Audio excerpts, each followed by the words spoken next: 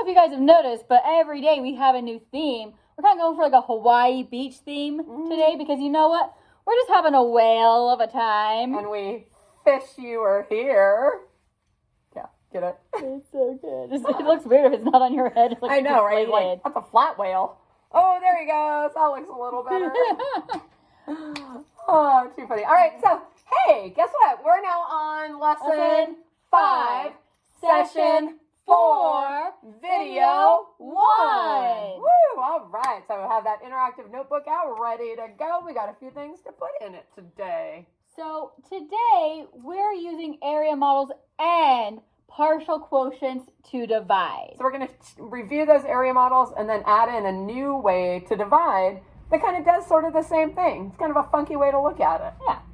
So an area model is red. It's in red. Area model. An area model can be used to record our partial quotients, which is what we've been doing. All of these on top, they're all partial quotients. They are. So you can choose what amounts to take out of the dividend. So we showed you guys the other day how we can make a table and we can look at those different amounts. And well, this time we just showed you, honestly, you guys, you can pick what it's going to be as long as it's not over because, you know, we have to have enough to take out. So we had 1,664 divided by 32. So we wanted to be able to see how many sets of 32 we can get out of there. So 1,664 is our dividend. So that goes in the box first. The 32 is our divisor. So that's off here to the side. So we just said, hey, what if we just take 20 of them out of there? We don't know how much that's going to be. We're pretty sure we can get that out. So we multiplied 32 times 20, and we got 640. Well, that left us with 1,024. That goes up to the next box. We got to get the magic finger pen out. I'll move this first. Like I do every time. There we go. So now we have 1,024. Well, if we got 640 out, we can do that again, right? Mm-hmm. So we took another 20 of them out, and that gave us that 640. So then we were left with 384.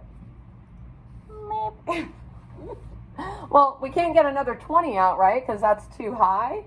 But we could get 10. So then we take 10 out, which 32 times 10 is 320.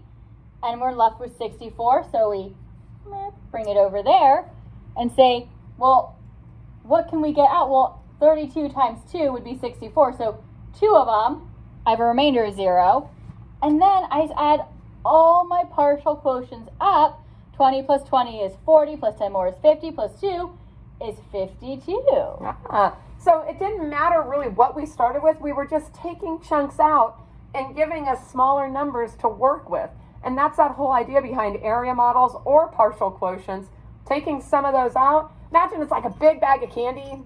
Oh, I'm still hungry. I know. And I'm just taking parts out. Now, I could grab a big scoop and scoop a big chunk out at once, but I could still empty this whole basket by taking little chunks at a time. It's just going to take me longer. That's right. So if we counted them out, we were giving, we had 10,000 pieces of candy. Ooh, we wish.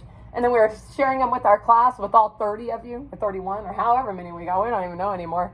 And we were spreading them all out. Well, it'll take forever if we're going around one by one by one. But if we can, we can take big chunks out and put them down. We'll be done in no time. And then we can eat the candy. Because we're so hungry. I know, we're really hungry. Really hungry. All right. So we can take this method, and maybe you're saying, gosh, Miss Akimoto, I'm writing this all on paper. It's taking up a lot of it. I like trees. I'd like a shorter version of this. We can do that. We can do that. So we're going to set up our dividend inside this little contraption. So that kind of looks like that traditional old school division, right? Yeah. So there's our dividend, there's our divisor. And now I can just sit there and take groups out as I go. So I could look and say, well, you know what? I'm looking here. I bet we could have done 50. So I take 50 groups out. I stick it on top where my quotient goes. And I say 32 times 50, that's 1,600. And then I subtract and I have 64 left.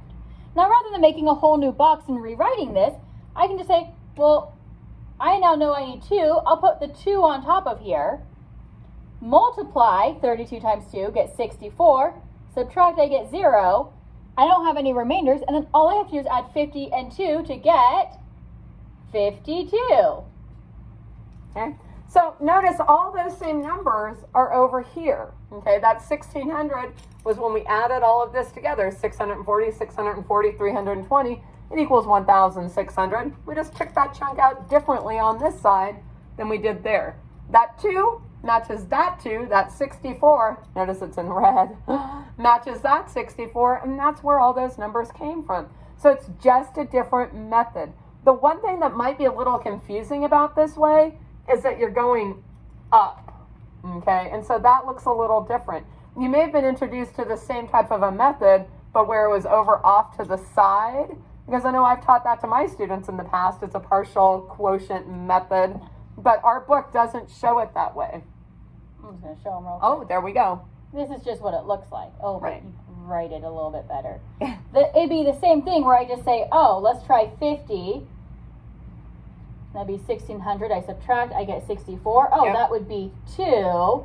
64. I subtract, I get 0. 50 plus 2 equals 52. Okay. It's exactly the same thing. It's just this is stacked on top where that was stacked on the side. Right. So our old book, the My Math book, if you guys were familiar with that one, would do it this way. Our new book, Ready Math, because I guess we're now ready for something new, stacks it in a different way. Still the same thing. This process, this process, this process, and then eventually we'll actually get to traditional stuff too. Okay? All right. Hey, That's it for video 1. Come back if you want to join us for video 2.